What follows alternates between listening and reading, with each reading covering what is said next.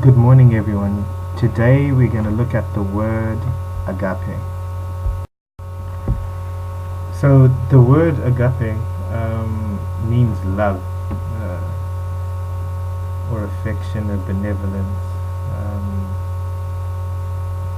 This word doesn't appear as agape in the English Bible, but if we look at some of the translations from Greek, it is a Greek word.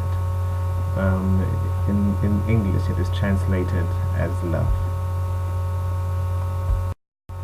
So there are a number of words in Greek that are translated all as one word, love, in English, and this is one of them. Agape is one of them. There are other types of love that are described in the Bible, and agape is talked about, is mentioned in John chapter 15 verse 12, which says, "This is my commandment, that ye love one another as I have loved you." Verse 13, which is a well-known and popular verse, "Greater love hath no man than this, that a man lay down his life for his friends." This love that Jesus was talking about is agape. So the word agape is a noun, and it comes from a verb, to love or beloved, and the word to love is agapao, and then we'll go and take a look at the verses in which this root is mentioned. Now, this is another common but interesting set of verses. I really love this passage. John chapter 21 verse 15 says, "So when they had dined, Jesus said to Simon Peter, Simon son of Jonas, lovest thou me more than these?" He saith unto them, "Yea, Lord, you knowest that I love thee." He said unto him, "Feed my lambs."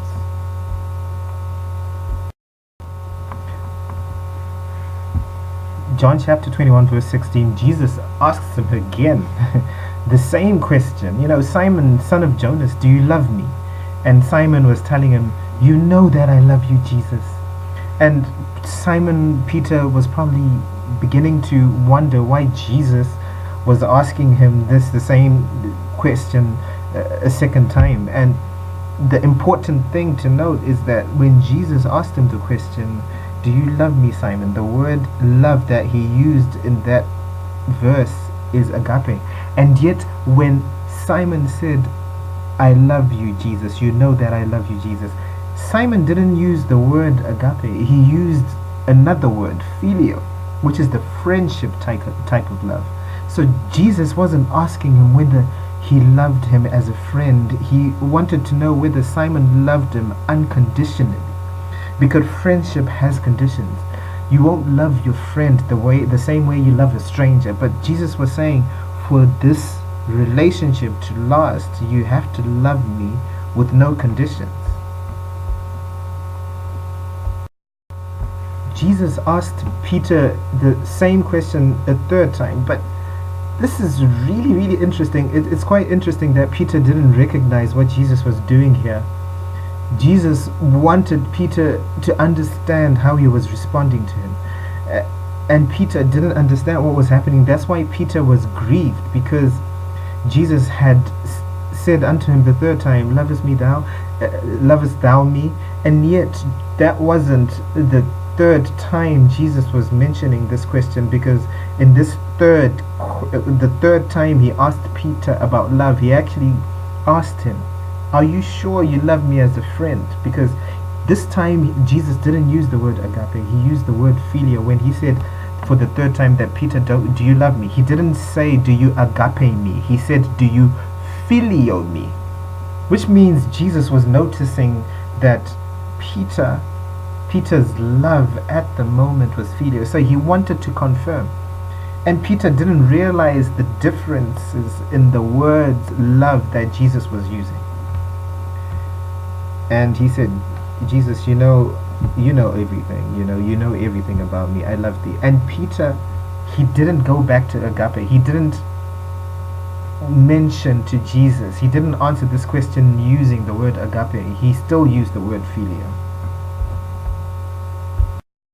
The reason why Jesus asked Peter 3 times the same question 3 times is because sometimes what we say about ourselves, we're actually prophesying about our own lives. We don't even realize what we're prophesying.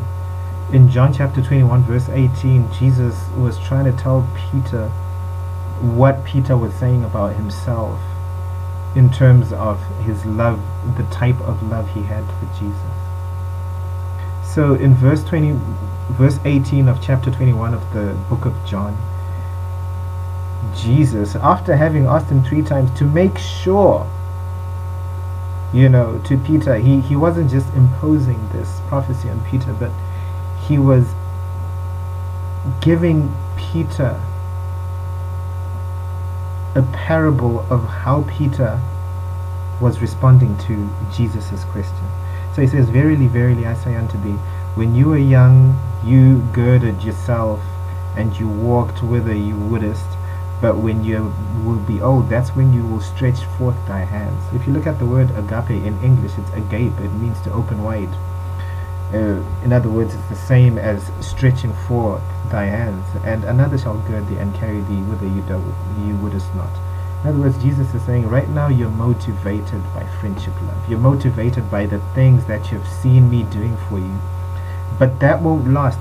If you're going to die for me in the future, when you're old, someone is going to take you somewhere to kill you. This is what Jesus is saying.